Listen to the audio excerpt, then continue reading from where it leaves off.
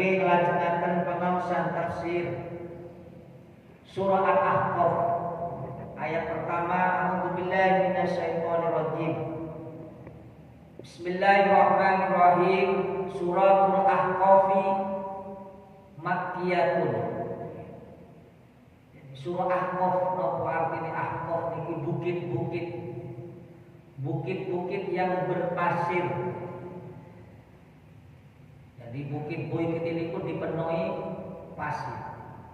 Teng timur tengah niku bukit rata-rata berpasir. Teng pundi tempat Ahqaf niki salah satu ulama tafsir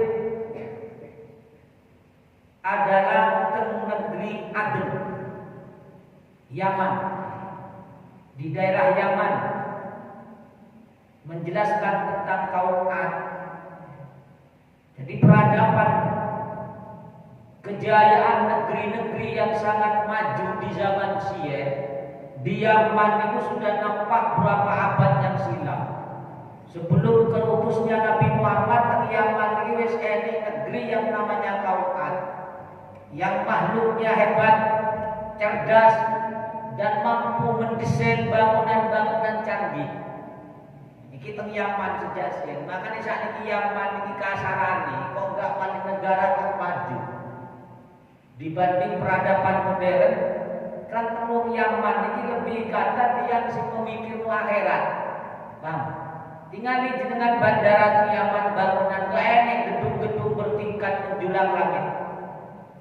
Kenapa? Karena orang-orang Yaman sadar dunia ini akan dihancurkan oleh Allah. Wong karang prosoe sih seneng ngene aja. Wah, lek gedung bertingkat buat panjenengan rumong sohe. Teng Yaman nopo kok wis sadar. Kenapa? Karena tempat dia sebelum ini zaman modern wis kaum Ad sudah dihancurkan oleh Allah karena fasik racun tersesat dalam kemewahannya. Kaum Ad dihancurkan oleh Allah karena memiliki pikiran yang cerdas canggih. Jadi orang-orang Syiah itu bangun teng bukit-bukit katan. Are nopo? Karena sebab kenikmatan dunia itulah orang-orang tersebut lalai, sombong, fasik, dihancurkan oleh Allah. Ane wong-wong Timur Tengah kan nembe masuk berpikir tentang dunia ini dimajukan. Karena mulai lali malih sejarah ya. Kan terus Nabi. Besok orang yang mengembala kambing tapi bangunannya tinggi. Wis teko dilukas di kiamat teko. Dia kan Saudi. Tapi lek Yaman konsisten. Negeri pertama yang diutus Nabi ke mriku ya Romo kaum Balqis. Ya Romo Nabi Sulaiman dan Balqis membuktikan peradaban muslim. Bangunannya terbuat dari emas. Canggih. Saat ini wong Yaman diisi orang-orang yang ahli Quran, diisi orang-orang yang ahli hadis. Kumuh. Enggak memperhatikan dunia. Ya bukti ini ya Yaman ya urip. Paham ya? Ya urip. Kenapa? Karena peradabannya sudah mengalami hal yang pernah dianggap oleh Allah di negerinya. Ada orang-orang yang hidup itu bisa sadar. Itu sing digambar no Quran. Apa wong-wong Mekah? Padahal yang sering bepergian melakukan muamalah, jual beli, perdagangan antar negara Syria, Yaman, Mesir, melewati negeri Ad, negeri Samud, kaum Nuh dilewati apa kok gak ngambil pelajaran? Ini orang-orang kafir kan disinggung tentang Quran. Ini karena kesombongan di bawah. Niki membahas tentang Ahqaf. Tentang Ahqaf yang sebuah negeri atau sebuah lembah di negeri Yaman. Karena fi manazil Ad. Jadi wadi lembah tersebut salah satu tempatnya kaum Ad. Diturunkan di kota Mekah jumlah ayat di Ahqaf niki 35. Wakila 34. Benten ikhtilaf biasa ulama tafsir masalah perbedaan ayat. Niku menjelaskan tentang nama. Diiling oleh Allah ini khusus negeri Ad kayak Ahqaf ini. Napa menjelaskan sebuah tempat yang pernah terjadi peradaban. Jadi kula panjenengan napa bi Allah diilingno ikilah ini peradaban sing luar biasa canggih. Sampeyan terus apa iki wis maju sih. Dereng lahir kula panjenengan. Dereng tergambar negeri Indonesia lah. Dereng tergambar negeri Indonesia terjaman sudah ada peradaban mana aja sombong-sombong, mana lu ngaji Quran ki sadar. Iya, wong biyen wis diatur kaya ngono awak kate menang nek-nek iki. Zaman ini sudah mulai tambah berat. Napa maksudnya pesan Quran menjelaskan kayak ngoten iki? Ojo terlena dengan kehebatan duniamu kata Allah. Paham? Ikilah akor dijadikan abadi, dijadikan surat. Kayak Quran panjenengan sebagai umat mukmin orang muslim membaca ayat Ahqaf yo. Iki terjadi pernah di sini terjadi bangunan orang-orang yang ditempati orang-orang hebat dengan kesombongan karena hebatnya dihancurkan oleh Allah. Ya kula panjenengan sadar enggak jadi wong sombong. Iki gunane Quran panjenengan memahami Al-Qur'an. Tapi lek Quran ini dijadi modal santo kayak sampai ini sampai Ahqaf malah tak sengaja sial. Enggak paham nopo arti ini nopo tujuan. Yang penting dah antar mari kita berkat mulai selesai. Mama sholli ala Muhammad. Ini orang-orang zaman saat ini, ada enggak ini peduli, ada gampang kagum, gampang kaget, enggak paham Quran ini gampang kaget. Gampang kagum nak ngomong sing sukses dunia. Tahu tak? Termasuk orang yang ahli Quran tapi tidak ditanamkan sifat zuhud. Hati ini tidak oleh cahaya nur ilahi lepas pancet. Ya maka di Quran ini macam-macam sing disinggung oleh Allah karakter manusia. Ini uang yang tujuannya dunia dipotong, yang Allah ditutup hati ini. Makanya menyinggung ahli kitab ya innal ladina kafaru min ahli kitab wal musyrikin. Bayang seorang alim disejajarkan dengan orang-orang musyrik. Kenapa? Karena orang-orang ahli kitab itu orientasi hidupnya adalah dunia. Padahal orang panjenengan ngaji Quran tapi hatinya bukan akhirat yang dituju, bukan ridho Allah. Ya bodoh. Ditutup oleh Allah. Arep gampang terpengaruh dengan kemewahan dunia. Seketik sekelumit dari penjelasan daripada surah Ahqaf diiling oleh Allah. Ketika membuka surah Ahqaf, di situ ada sebuah lembah negeri, desa ini pulau atau sebuah daerah kabupaten desa ini atau daerah Jawa pulau. Nah ini tempatnya kaum Ad dulu. Bismillahirrahmanirrahim. Hamim. Tanzilul kitab minallahil azizil hakim. Ma khalaqnas samawati wal arda wa ma bainahuma illa bil haqq wa ajalin musamma wal ladzina kafaru amma undiru mu'ridun. Qul ara'aytum ma tad'una min dunillahi aruni madza khalaqu minal ardi am lahum sirkun fis samawat utuni bi kitabin min qabli hadza aw asaratin min ilmin in kuntum shadiqin ila hari ayat. Tanzilul kitab Hamim Allahu a'lam bi muradihi, seperti Alif Lam Mim Yasin semuanya. Jadi ulama tafsir ini tidak mau membahas panjang lebar tentang masalah hamim, huruf-huruf yang tidak, huruf-huruf yang memang disimpan rahasia. Hanya Allah yang tahu. Allahu a'lamu bi muradihi. Jadi hanya Allah yang lebih tahu apa maksud daripada surah-surah ayat-ayat yang berbunyi huruf-huruf kata surah. Meskipun sebagian ulama kita tetap mengira-ngira, menafsiri Hamim, haknya nopo, mimin nopo, termasuk nama-nama dari kalimat Asmaul Husna, Isyarat. Tapi yang jelas semuanya ulama tafsir pada akhirnya ketika selesai membahas Allahu a'lamu bi muradihi. Tanzilul kitab dialah dan Allah yang menurunkan Al-Quran, diturunkan kitab Al-Quran diturunkan di sisi Allah, dari sisi Allah Al-Aziz, yang maha menguasai, yang maha merajai, Al-Hakimi, dan maha bijaksana dalam ciptaannya. Apa maksudnya Al-Hakim itu? Tidak ada ciptaannya Allah yang sia-sia.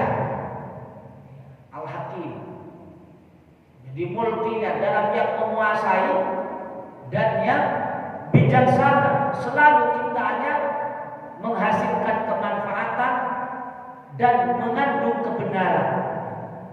Maka ini di surah terakhir, ayat-ayat daripada surah Al-Jasiyah.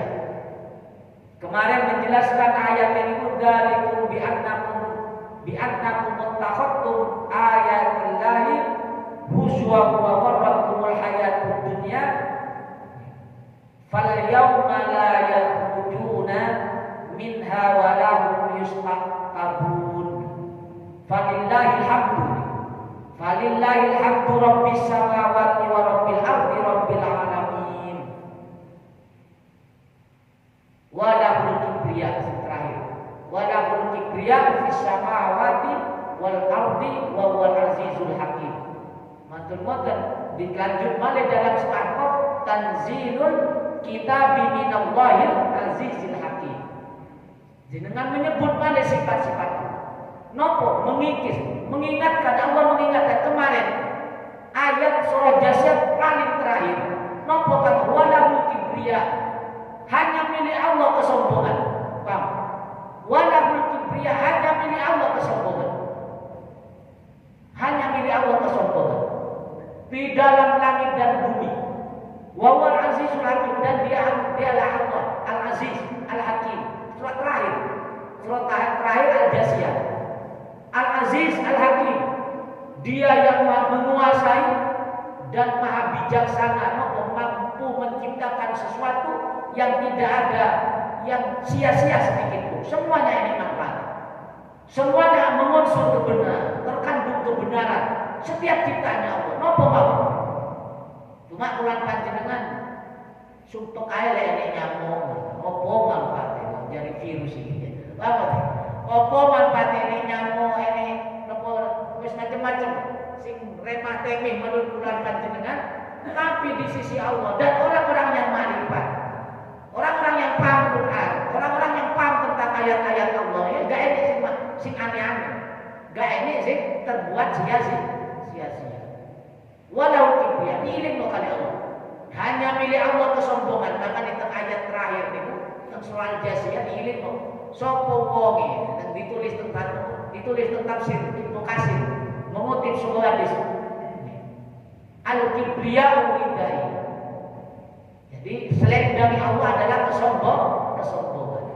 Siapa yang mengambil sifat kibr, jadi dari manusia kok mengambil sifat kesombongan itu, kata Allah, maka diancam.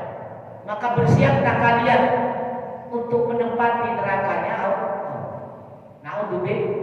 Dijelaskan ini ayat-ayat ini ngentek orang sombong, ngentek ini sifat kesombong, senis ngentek orang sombong, ngentek sifat kesombongan. Malik walau kibriya matur moten dijelas matur surah itu adalah surah Ahqaf. Diceritakan oleh Allah sebuah negeri sing sombong. Ya maka sifat Allah disebut Malik. Tanzilul kitabi minallahil azizil hakim. Oh, matur-matur ma khalaqna samawati wal ardi wa ma bainahuma illa bil haqq. Tidaklah diciptakan olehku, kata Allah, 7 langit dan 7 bumi dan apa yang ada di dalamnya. Seketil no pembangun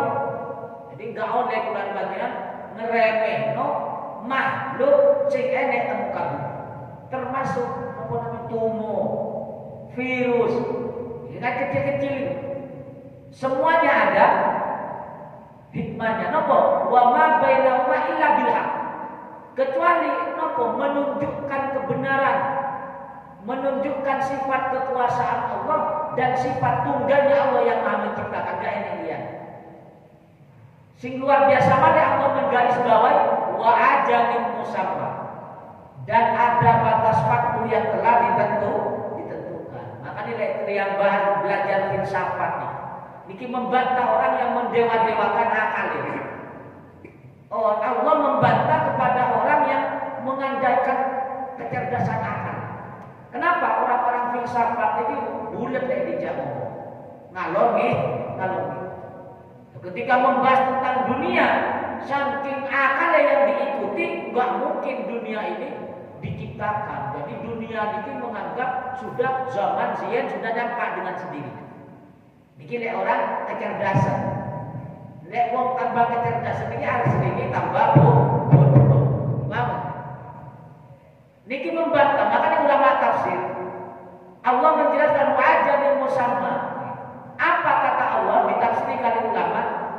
Ada batas waktu ciptaan 7 langit 7 bumi ini akan sirna, akan habis ila fanaihima.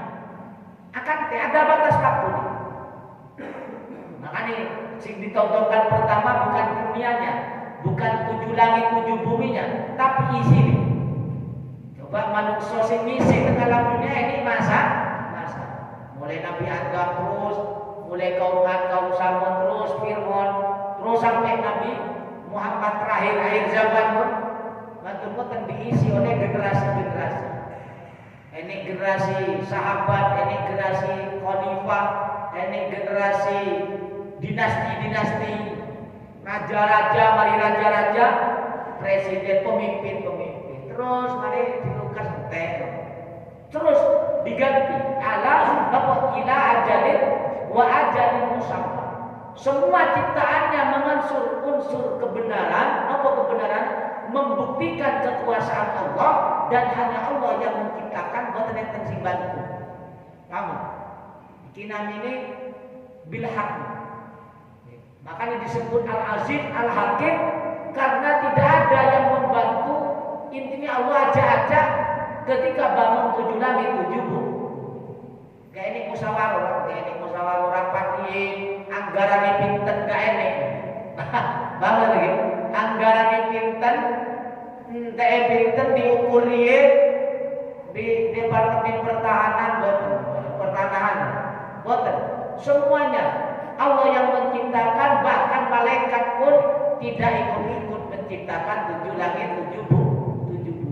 Gak enek. Wa ajalin musamma pun betul-betul ada batas tertentu. Kare nopo? Niki membuktikan orang niki boten kangsal ngandelaken kecerdasan. Karena kita masuk akal. Gak bisa dinalar akal. Makanya orang-orang yang ahli filsafat tentang tafsir dibahas. Dunia itu adalah menganggap awal qadim terdahulu. Di dunia ini sudah dianggap ada dengan sendirinya. Nah, ini sehingga nggak pakai akal pikiran. Wong sing ngano pas dunia ini aneh, pasti ada sing mencipta. Kalau lan panjenengan urip niki krono enek sing nyipta. Masjid niki enek krono enek sing nyipta. Itulah dia Tuhan Allah Subhanahu wa taala sing nyipta. Niki kula panjenengan digarisbawahi oleh Allah ojo ngikuti akal pikiran. Nah, namanya akal biologi ya rusak. Maka di Quran itu awal-awal sudah yu'minuna bil ghaib. Jadi gak usah bahas temenan merokok ini. Gak usah bahas niku. Quran harus memberikan perlindungan, harus iman kepada perkara sing gaib. Niku namanya ada alam ruh. Nanti ketika ditanya masalah ruh niku min amri rabbi. Kulir ruhu min amri rabbi. Katakan Muhammad tentang masalah urusan roh itu urusan Allah. Gak ini sih roh. Urusan Allah. Walladzina kafaru amma undiru mu'ridun. Sedangkan orang-orang yang kafir ketika mereka ditakut-takuti, diberikan peringatan keras tentang masalah adab, itu berpaling, enggak mereka. Jadi orang-orang Mekah itu enggak mereka ketika diancam. Ya, pokoknya orang-orang Mekah sih kalau enggak belum iman, ya enggak memperdulikan adab Allah. Diancam enggak peduli. Enggak ngefek lah, diancam enggak peduli. Malah dinyantap kan Allah adab. Niku orang yang namanya tidak berpikir. Padahal negeri-negeri sebelumnya sudah dihancurkan. Tapi kalau rumun sohebat ini akhirnya hilanglah kecerdasannya, akal tidak digunakan, meripat tidak dijadikan untuk bahan mengambil pelajaran. Ini tertutup. Ditutup oleh nopo? Oleh kehebatan ini. Dunyone akeh, pengaruhi kata kuat, pengikutnya ini terus gak mendengarkan kepada orang-orang yang diutus oleh Allah untuk memberikan peringatan keras tentang orang yang tidak percaya Allah Subhanahu wa taala. Jadi walladzina kafaru amma undiru mu'ridun. Jadi orang-orang kafir dari apa yang diancamkan kepada mereka dari azab Allah, mereka berpaling, gak mereka. Jadi orang-orang sakniki saking sibuke ngurus keperluan ini, napa diiling no kalian Al-Qur'an boten pate melep. Paham? Gak nyaman. Kenapa? Karena mikir kepentingan ini. Mikir keperluan ini saking sibuke, saking sulit menganggap keperluan tentunya ini adalah segalanya, karena gak mereken pandangan ikut Quran. Karena ini tertutup oleh pikiran ideologi, tertutup oleh hawa nafsu, tertutup oleh kesibukan, tertutup oleh perasaan, karena tidak kembali kepada Allah Subhanahu wa taala. Makanya di zaman-zaman ini, hati ini bersih, meskipun turun oleh hidayah, turun diturunkan Quran. Hati kalau sudah memang bersih, niki sadar orang niki kan kata sahabat-sahabat nih. Kitab Tabiul Wafilin itu diceritakan ada seorang yang namanya Umar bin Abbas. Umar bin Abbas ini orang yang hidup di tengah-tengah kebodohan, berhala-berhala disembah, orang-orang sama semuanya melampiaskan hawa nafsunya, singkulai kekuatan dunia mengalahkan orang yang lemah. Ternyata di hatinya bertolak belakang, seperti apa yang dirasakan oleh baginda Nabi. Ketika orang-orang Mekah berpesta mabuk semuanya, sing kaya, lindas, sing miskin, terus kehidupannya tidak sesuai hati nurani manusia. Oke sembarang. Ada hati nurani ini ngomong, ini kok gak nyaman ini. Jadi kulit hati ini bersih. Ada nopo gampang masuknya hidayah. Ketika Umar bin Abbas itu mendengar ada seorang rasul, ada seorang yang mendapatkan wahyu di Mekah, ada langsung lari ke Mekah. Padahal di negeri jauh, ini uang menerima wahyu Allah langsung dimarahi. Setelah sampai ke Mekah langsung menuju Muhammad yang mengaku. Di mana tempatnya orang yang mengaku sebagai Allah? Itu singitan, karena di zaman ini, boten angsal ketemu Muhammad terang-terangan, disiksa di Abu Jahal. Jadi Umar bin Abbas ini singitan meneliti, katanya ada orang yang mendapatkan wahyu dari Allah. Kenapa? Karena melihat lingkungannya tidak nyaman. Jadi kulit hati ini dari tempat yang jauh akan datang menuju wahyu Allah, akan datang menuju di mana tempat tersebut diridhoi oleh Allah. Di kulit hati ini bersih. Tapi hati ini enggak bersih. Kayak Abu Jahal sing cedak Rasul malah sing ngalah-ngalah. Kenapa? Karena dipenuhi kesombongan. Artinya kita meriku. Quran apa tempat yang diridhoi orang yang dicintai oleh Allah. Quran panjenengan kok nyaman, berarti hati Quran panjenengan bersih. Tapi ini uang yang dicintai oleh Allah tapi hati Quran panjenengan enggak nyaman, berarti ati kulan panjenengan enek penyakit. Saya kira bahwa saudara enek wong hafal hadis, enek wong ngelakoni perintah Nabi, enek wong istiqomah melakukan perintah Al-Qur'an. Berarti wong niki dicintai Allah wa dicintai oleh Allah. Dan ternyata kulan panjenengan kok enggak nyaman. Nang wong sing dicintai oleh Allah. Berarti kan ada apa dalam hati kulan panjenengan? Lek enggak sakit, untung enggak semaput ae. Lek semaput iso kafir. Tapi lek sakit yo hasud, sombong. Cuma dari penyakit yang kecil itu awal akan merembet besar, timbullah perbuatan dosa yang awalnya gak senang, awalnya gak nyaman, ada pikirnya keluar karena ditumpangi oleh iblis laknatullah alaih. Ada nopo bermacam cara bagaimana orang tersebut bisa selesai acaranya. Ikilah peluang panjenengan lek pun ini tidak baik. Ini sama orang-orang Mekah ketika diancam berpaling, dinasihati berpaling, malah datang. Tapi lek wong ini bersih dari negeri yang jauh datang. Seperti ini bukan hanya Umar bin Ambasa, tapi termasuk Abidzar Al-Ghifari. Termasuk Abidzar Al-Ghifari datang dari negeri Ghifar. Mendengar ada seorang Rasul menerima wahyu datang ke Mekah. Ini wong kerang proso dibaca Al-Quran malah tambah sekam mulai tadi aku. Kasaran ngoten kasaran. Paham ya? Gak nyaman.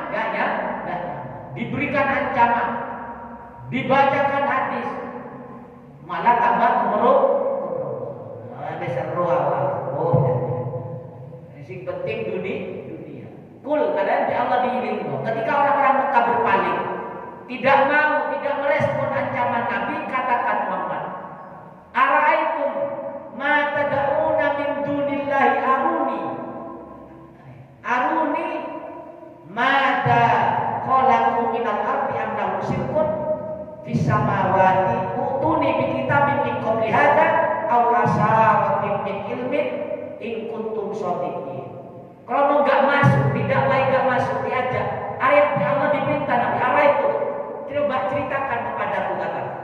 Jadi diajak dialog. Jadi orang kafir itu, orang-orang yang tidak iman kepada Quran itu diajak dialog. Diajak diskusi lah. Diajak nih, coba apa alasan kalian? Apakah alasan kalian kok tidak mau diajak menyembah Allah, justru kalian menyembah selain Allah? Aruni, coba apa hujahnya? Ceritakan. Mada orang. Contoh, ketika di Allah dicontohkan mau analoginya. Ketika engkau menyembah Lata Uzza, menyembah berhala, coba pikiran. Apa yang telah dilakukan oleh yang kau sembah itu? Paham? Apa yang telah dilakukan oleh engkau yang kau sembah itu? Logikanya ngoten. Di Allah diberikan wahyu, Nabi diperintah ngomong tentang orang-orang kafir. Kamu itu kok enggak mau diajak menyembah Allah, kok malah memilih Lata Uzza, kok malah memilih berhala. Terus di Allah dicoba, apa karya dari Tuhan yang kalian sembah itu apa? Karyanya hasilnya apa? Wong sing menciptakan 7 langit, 7 bumi dan apa yang ada di dalamnya adalah Allah. Terus dikengken nikmati, diperintahkan, dihadiahkan kepada manusia, makhluk Allah sing ada di muka bumi. Lah, ketika engkau diberi akal, diberi hati, diberi wahyu, kok malah enggak menyembah yang menciptakan? Kok malah menyembah sama-sama yang diciptakan? Coba pikirin sampean, apa karya hasil dari Tuhan yang kau tuhankan? Paham begitu? Contoh ulama, lek mendewa-dewakan uang, kan Tuhan seperti ayat surah Az-Zukhruf ini. Surah apa? Surah Al-Jasiyah. Ketika orang mengambil hawa nafsunya sebagai Tuhan, apa kesenangannya? Lek senang dunia, harta, ya harta ini itu sebagai Tuhan. Coba, sebelum engkau mengenal uang, nopo karyani uang keturunan panjenengan? Paham? Karyani, coba apa hasilnya? Apa sudah yang apa karena uang iso menumbuhkan pas nopo beras itu kan kaya. Wong sebelum ini uang, dunia itu sudah berjalan. Terus nopo? Wong ini turunan panjenengan negeri ini emas, dulu ini emas, terus menungso iki wis Cuma berbeda-beda mawon cara pengambilan manfaat daripada keperluan manusia. Dan termasuk orang yang mendewa-dewakan berhala. Diajak, apa karya Tuhanmu kok sampean bela-bela samono niki? Apa pernah menghidupan dan ulang banyak contoh ketika orang panjenengan menjadi orang diterima ke perusahaan, diterima menjadi pegawai negeri, diterima menjadi nopo mawon, kurang bekerja, punya pelanggan, ternyata orang panjenengan wedi teng pelanggan ini, wedi teng atasan, wedi. Karyane nek namung nopo karyane. Sebelum itu orang panjenengan kenal niku, kulan panjenengan wis dapat sudah tumbuh besar, wis duwe uang, terus mboten. Wis duwe uang, gini Allah diajak berpikir. Orang-orang Mekah apa hasil karyanya? Engkau membela mati-matian, menyekutukan Allah itu, terus karya yang disembah engkau itu apa? Padahal nggak berbuat apa? Nggak berbuat apa-apa. Orang panjenengan wis tumbuh besar, padahal mulai cilik durung iso melampah, lamanya disusui ibu. Nggak tahu boleh duit, yo pancen ae urip. Nggak tahu berani uang, tapi bulan panjenengan iso tumbuh besar. Bayang betina lek berpikir lho uang yang membeli cak derenge enek uang. Cak derenge enek mata uang kurang panjenengan wis. Kenapa? Karena dunia sudah diciptakan untuk dinikmati, menjadi bekal bagi manusia atau makhluk yang telah. Coba bayangkan. Oh karena emas, Nabi Adam gak enek emas murid. Di zaman Nabi Adam gak enek emas kok. Gak enek muamalah perjual belian yang murid. Berapa anak Nabi Adam? Kurang lebih 40.000 orang. Paham Mas? Nabi Adam ini meninggalkan dunia, anak putunya sudah berkumpul 40.000 orang. Enggak bingung, enggak sibuk, ngaprintah. Karena apa? Ya oleh karena di Allah sudah disediakan. Napa? Bekal hidupnya hayawan yang melata di dunia ini sudah disiapkan. Dan itu untuk kalau banyak berpikir. Kata diberi apa rezeki ulang panjenengan yo kaya maka nih mek sekedar ikhtiar yo waya kerja yo kerja sampai melawan perintah Allah dan Rasul nama saja nama ojo menekan napa namanya sampai nimbun barangnya disinggung ulang panjenengan gara-gara niku nih berlebihan itu mensikapi dunia akhirnya wani melakukan yang berlawanan dengan syariat.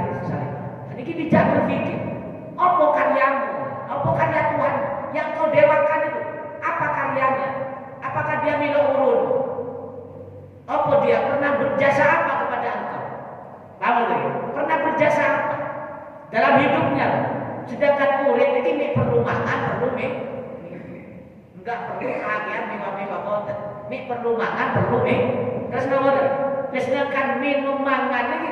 Kulan panjenengan air nang kemarin tukaran proso, enggak sulit boleh minum. Sumberan akeh kan tete. Terus coba kulan panjenengan kan duwe akeh. Seandainya lek sing diperlukan urip iki uang banyak. Kata uang nyekel, nopo kata uang nyekel duwe akeh tapi sulit minum, sulit makan. Dengan coba jalan-jalan ke rumah sakit Saiful Anwar. Uangnya akeh tapi awake gak iso makan. Sekarang nomor sing menghidupkan uang nopo air. Nopo malih sakniki hujan gak leret-leret. Pasti urip wong. Karena nopo? Gampang golek minum. Orang selama masih bisa minum urip. Tapi uang meskipun nyekel duit nyekel emas sak gunung Arjuna. Duit emas besar tapi gak iso mangan. Mati nopo. Berpikir, tidak berpikir.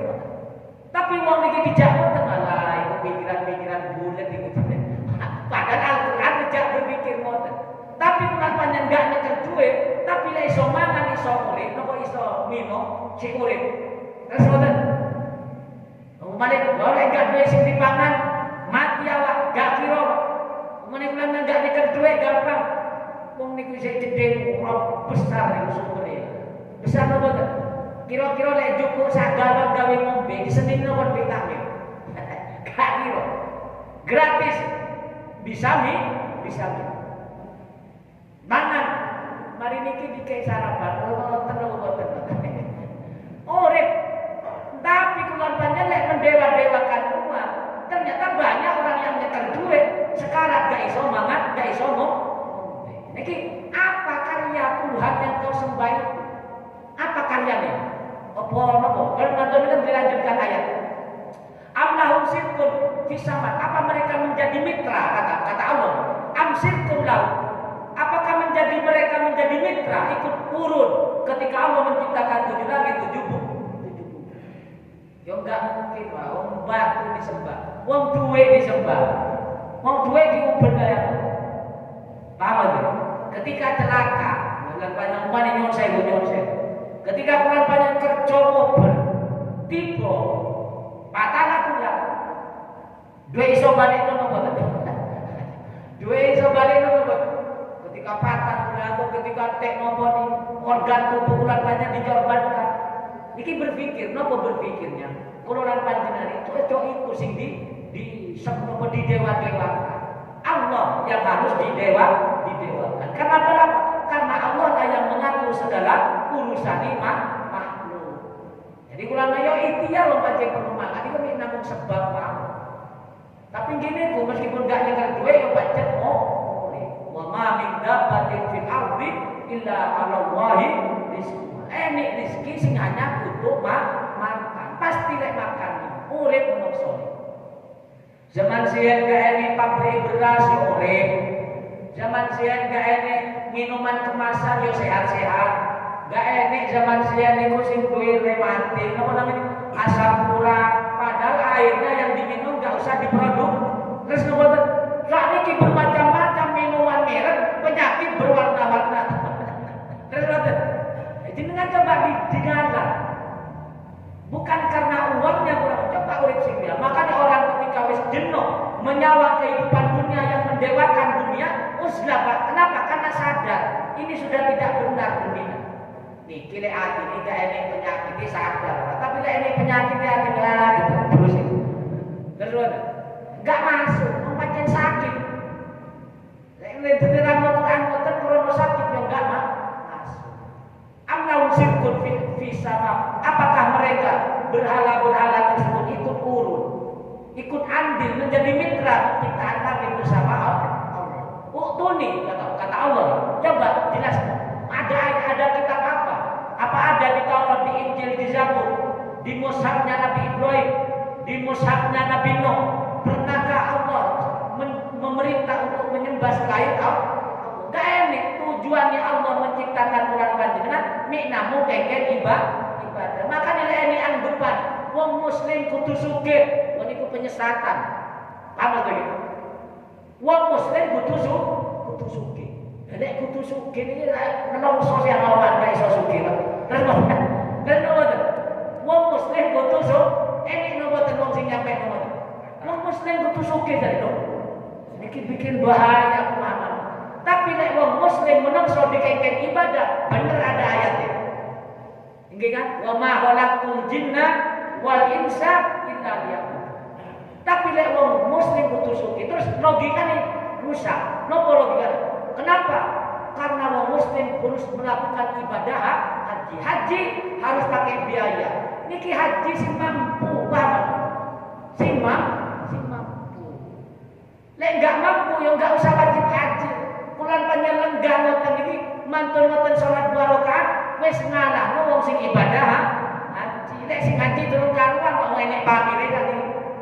Kalau boten teko umroh, teko haji wis metangkang melengkeng krono tamune Allah. Terus boten. Bayang kok iki. Wong haji niku kangge sing mampu. Nek enggak mampu enggak usah teng haji. Enggak usah. Makanya wong ibadah, wong diciptakan itu kangge ibadah. Wong sing zakat nek sampai besok. Dan orang yang sampai besok sing kudu haji niki sudah ditentukan siapa yang akan diuji oleh Allah dengan harta, siapa yang akan diuji oleh Allah dengan kesulitan dunia. Diuji sabare, diuji nopo? Diuji suku. Lama saudara. Lek wong miskin, lek wong muslim kudu sugih iki melawan kodrat Allah karena kekayaan dan kemiskinan itu yang menentukan adalah bukan ikhtiar. Tapi lek orang kaya pancen roto-roto kudu ikhtiar. Maksudnya maksa lah kan. Tapi itu bukan menjadi jaminan. Sakit diterani ya. Logika ini juga logika. Nek kudu sugih, tersinggung awak wis maksa kerja. Kudu sugih ya apa? Dikira awak meneng, wong budal iso mulai bengi gak sugih-sugih, sing dikek sugih ae. Niki namine penyesatan. Bikin umat iki stres, terus mana? Stres mana? Nek mireng logika kudu sugih. Awak wis gak kenal udan, gak kenal panas kerja, gak sugih-sugih sik suruh sugih ae. Are ngepet iku ae. Ngingon toyo ae. Ora kudu sugih. Ini penyesatan. Tapi lek muslim sing sugih iku wajib haji. Karena besok lek gak sugih yo gak usah. Wah aku kalau pengen haji maksa kerja sampai gak kenal ada nopo akibatnya. Kalau gak kenal agama, hajinya digawe kesombongan. Kenapa gak ngaji? Paham lek? Gak paham Quran. Tapi lek paham Quran yo biasa. Dike melarang itikaf ke masjid. Enggak usah bawa paspor, tapi catatannya bodoh bingung haji. Lebih aman loh kan wong sing haji sakniki. Padahal di zaman Ibnu Mubarak, zaman berapa abad itu, orang hajinya tidak diterima. Bayangkan, orang berapa ribu wong haji, 70.000 lah. Di zaman Syed, di zaman abad kelima, keempat, 400 Hijriah, itu hajinya mawon wis kata sendiri, bahkan tidak diterima kabeh. Kan sering jenengan mireng. Cerita ini Abdullah ibnu Mubarak. Kenapa? Karena banyak dari harta yang tidak baik atau kurang sosial, lingkungan kanan kirinya tidak diperdulikan. Nopo malih zaman saiki wong kate haji wis rambine sing api-api.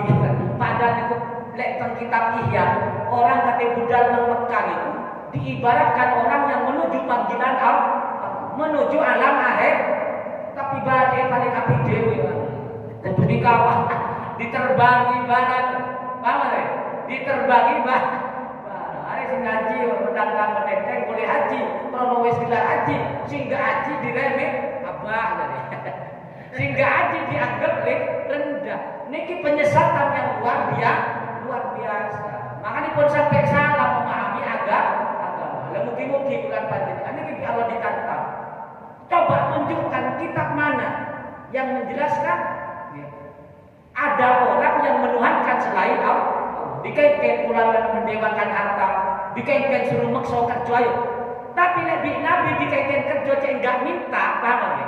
Cek enggak minta mengantungan hidup orang lain, ada. Pulang panjang dikaitkan bekerja cek nopo, cek mampu tidak merendahkan dirinya untuk mencari sesuap makanan. Tapi nek disuruh sugih gak enak. Paham ya? Disuruh sugih. Dikengken kaya. Ini protes awak kerja siang malam gak sugih terus kate lauk opo maneh. Niki kula panjenengan harus dipahami konteksnya. Paham ya? Konteksnya harus dipahami. Meskipun maksa kaya apa nek di Allah gak ditakdir kaya sampai kiamat pun kula panjenengan tidak kaya. Mugi-mugi kula panjenengan kali Allah diberi pemahaman Al-Qur'an, diberi kemanfaatan dan keberkahan dunia akhirat. Amin ya rabbal